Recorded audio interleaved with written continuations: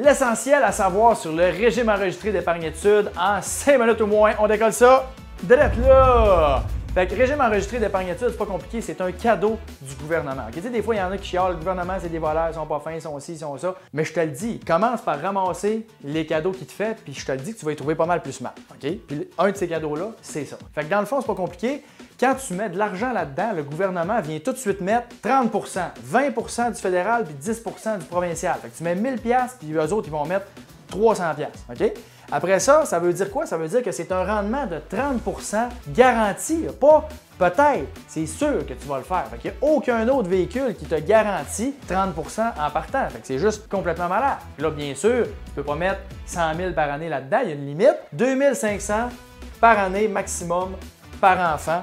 Puis c'est 36 000 à vie que tu peux mettre qui donne droit à des subventions. Okay? Tu peux mettre jusqu'à 50 000 dans un régime épargne-études, mais entre 36 et 50, ça ne te donne plus droit à des subventions. C'est vraiment les 36 premiers 1000 qui vont te donner droit aux subventions. Une autre affaire qui n'est pas marquée sur la feuille-là, que je viens de me rendre compte que je n'ai pas marqué, mais qui est super importante, c'est que tu peux rattraper une année à la fois. Okay? Fait que mettons que tu as un enfant qui a 5 ans en ce moment, puis là, toi, tu écoutes cette vidéo-là, puis tu es comme, tabarouette, moi, j'ai pas commencé ça. Hey, faudrait que je fasse ça. Oui, faudrait-tu le faire? Tu as le dit, l'argent ramassé à terre. Fait que là, tu dis, je vais ouvrir le compte, mais j'aurais aimé ça commencer dès le début, avoir su ça plus tôt. Ben, tu peux mettre 5 000 par année dans les 5 prochaines années. Ce que ça va faire, c'est que tu vas rattraper une année à la fois pendant les 5 prochaines, ce qui va te donner le droit d'aller chercher toutes les subventions que tu avais droit dans les 5 premières années. Fait que oui, ce que tu vas avoir perdu, c'est le rendement que tu aurais pu faire en cotisant dès le jour 1, mais au moins, tu vas quand même récupérer les subventions. Fait qu'une année à la fois que tu peux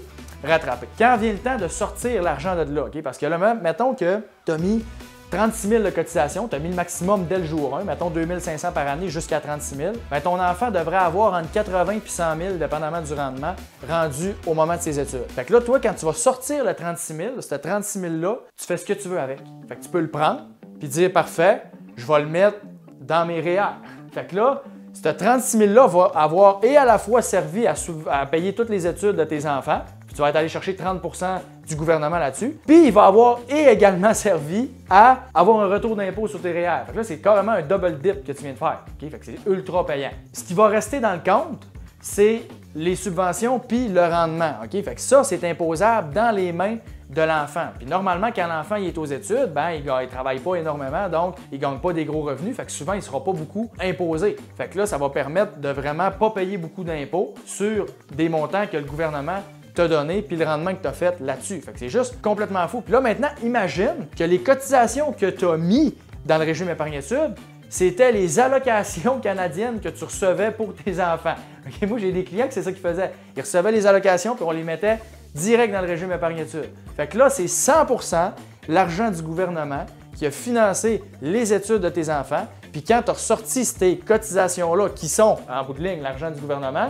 bien, tu peux le reprendre puis faire d'autres choses avec. C'est comme juste, c'est de l'argent ramassé à terre. Tu n'as mis aucune scène de ta poche, puis tu as payé les études de tes enfants, puis tu as de l'argent que tu peux faire ce que tu veux avec après. C'est juste complètement malade. Bien entendu, pour sortir l'argent, il faut quand même que l'enfant soit inscrit aux études dans un établissement qui est admissible. Donc, il faut qu'il y ait une preuve d'études comme quoi qui est vraiment dans un programme puis dans un établissement qui va être correct pour faire un retrait, mais normalement, tout ce qui est cégep, université, tout ça, bien, ça va être accepté. Donc, tu vas pouvoir faire les retraits, puis les retraits, bien, c'est toi qui peux les décider combien que tu veux retirer puis tout ça. On pourrait dire plein d'autres stratégies puis plein d'autres affaires, mais comme je disais, ce qu'on veut, c'est juste l'essentiel, puis c'est ça qu'on vient de faire en moins de 5 minutes. Sur ce, bonne journée.